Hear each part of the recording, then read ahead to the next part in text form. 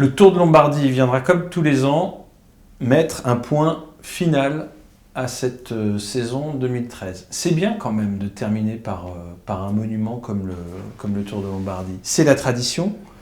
Et on pourrait se dire, on va peut-être finir en roue libre, enfin c'est une façon de parler bien sûr, on finit par l'une des courses les plus difficiles de l'année. C'est une des plus belles aussi. Il y a un prestige qui est lié à cette épreuve. Le Giro di Lombardia, c'est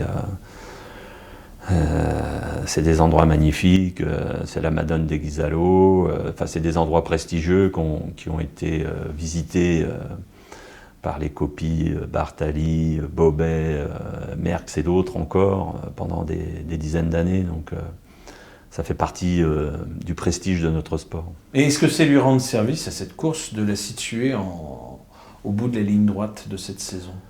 C'est la clôture. C'est la clôture de la saison, c'est la course des feuilles mortes. Mais tout le monde n'est pas là, alors qu'à l'époque des copies Bartali, je pense, enfin j'en sais rien à vrai dire, mais j'imagine que la plupart des grands champions étaient encore présents, la saison était beaucoup plus courte.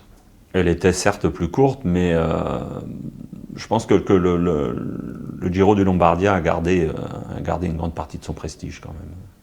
C'est toujours un événement important et intéressant à avoir à son palmarès. Ça, c'est une course dans votre équipe que personne n'a encore jamais gagné. Est-ce que ça en fait un véritable objectif ?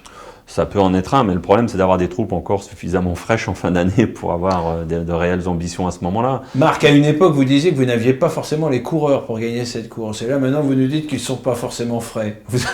Oui. Vous avez les coureurs pour la gagner. On a un peu plus de coureurs pour avoir des bons résultats au Tour de Lombardie, certes, aujourd'hui. Oui. Bon, des hommes comme Thibaut Pinot ont clairement dit que c'était une course qui les faisait vivre. Vichot aussi peut, à mon avis, un jour avoir de beaux résultats sur un Tour de Lombardie, en étant en grande condition.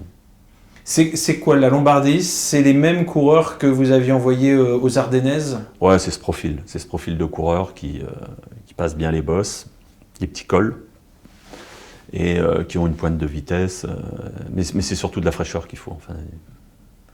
La fraîcheur et puis le mental, parce que finalement, pour mieux, il n'y a pas peut-être de meilleure recette pour démarrer 2014 que de bien finir 2013.